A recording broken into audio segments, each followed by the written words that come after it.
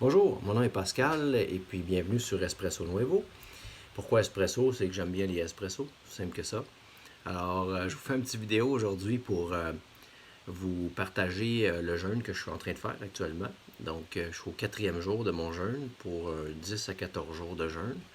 Donc, aussi parce que plusieurs personnes se sont des fois questionnées ou même inquiétées là, le fait que je faisais des jeûnes. Alors, je vous fais une petite vidéo pour vous partager quelques points que je trouve intéressants à partager. Je salue un de mes amis aussi qui m'a initié au jeûne il y a une douzaine d'années. J'ai commencé les jeûnes avec, en fait, surtout avec des cures au jus. Donc, j'avais fait une cure au jus de 9 jours au début. Et puis, j'ai euh, j'ai poursuivi par la suite. J'ai gardé cet outil-là année après année. Cure au jus, je combinais jus et avec de l'eau. Donc, voilà. Donc si cette vidéo-là peut vous aider à vous lancer en jeûne, tant mieux. J'aurai atteint mon objectif. Et c'est souvent aussi le bouche à oreille qui fait que on s'initie au jeûne. C'est mon cas justement. J'ai un ami qui faisait des jeûnes depuis plusieurs années. Et puis je me suis dit, bah, pourquoi pas? Ça prend quoi? Puis comment on fait? Je vous invite à vous procurer un livre intéressant qui s'appelle Jeûner pour sa santé de Nicole Boudreau, ou un autre livre de jeûne aussi, là, qui répertorie à tout le moins des études et tout ça. Donc, vous documentez, c'est important quand même de savoir qu'est-ce qui se passe dans votre corps quand vous jeûnez, pourquoi vous jeûnez. Et donc, mieux on est informé, moins on est inquiété par l'aspect du jeûne. Le jeûne est un aspect naturel du corps. Donc, c'est instinctif, à la limite, le jeûne. C'est lorsqu'on est malade, lorsqu'on a une grippe, un rhume, une congestion, une gastroentérite, une indigestion alimentaire, évidemment. Euh, eh bien, on est porté souvent à ne pas manger ou manger très peu. Les enfants, quand ils sont malades aussi, souvent, ils n'ont pas faim, donc il ne faut pas les forcer. On leur donne de l'eau, des jus vitaminés au pire, puis quand ils auront faim, ils vont vous le dire, inquiétez-vous pas. Alors, et puis les chats, la même chose, les chats, les animaux, je parle, parce que moi j'ai un chat, puis ça s'est arrivé qu'il ne mangeait pas pendant un certain temps. Donc, donc c'est naturel, le corps reconnaît ça, et aussitôt que vous mettez en jeûne, le corps se met en mode réparation. Et puis, ce qui est intéressant, c'est que le taux de zinc augmente de façon significative dans le corps. C'est la seule façon, de façon scientifique, là, selon mes lectures, qui a été notée pour augmenter le taux de zinc. Et le taux de zinc élevé du corps permet à tous les vaisseaux sanguins, les tissus, les organes de se réparer. Donc le corps, il va par priorité.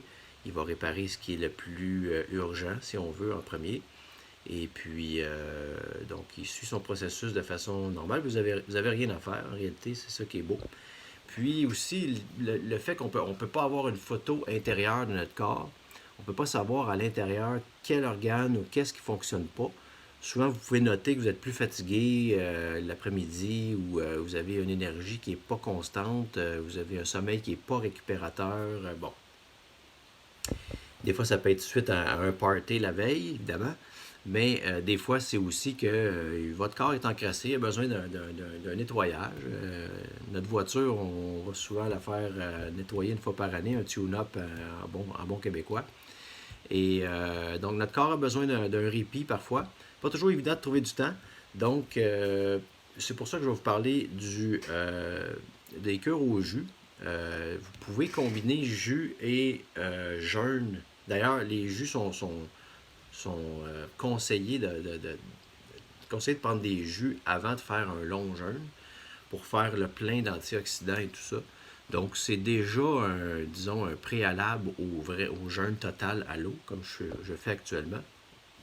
Et le but de prendre des jus, c'est surtout d'avoir l'énergie euh, pour faire de la journée qu'on a à faire si on a à travailler, pour avoir un minimum d'énergie pour faire nos choses. Et parce que les jus, ça procure donc sucre, vitamines, antioxydants, des minéraux et tout ça.